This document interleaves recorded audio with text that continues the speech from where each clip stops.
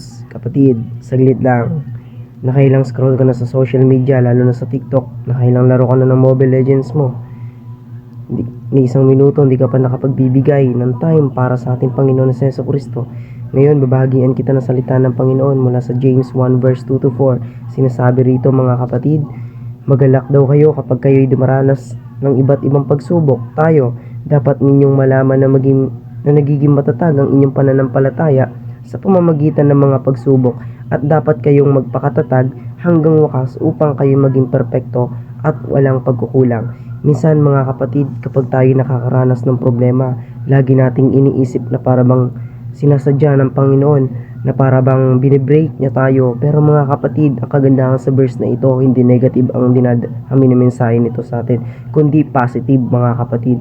Sapagkat ang minimensahe na itong verse na ito, mga kapatid, salita ng Panginoon na binibuild niya yung character natin, mga kapatid, even na nafe-feel natin na parang binibreak niya tayo. Pero mga kapatid, binibuild ng Panginoon ang ating character. Pinapalakas niya yung pananampalataya natin. Di ba nga, katulad ng muscles kapag nagwo-workout, kapag ang muscles ini-exercise mo ng intensity yan, tinetesting mo yan, mga kapatid, pag napupunit, mas lalong nag-grow. Kaya ganun tayo, mga kapatid, lalo na kapag sa mga Kristiyano, kailangan nating itesting. Tinetest tayo ng Panginoon sa bawat sitwasyon na nararanasan natin sa buhay. Kaya kapag walang testing, mas lalong hindi tayo mag-grow, mga kapatid, sa mga pananampalataya natin. Mas magiging baby Christian pa rin tayo, mga kapatid, kung walang testing na ginagawa sa atin ng Panginoon.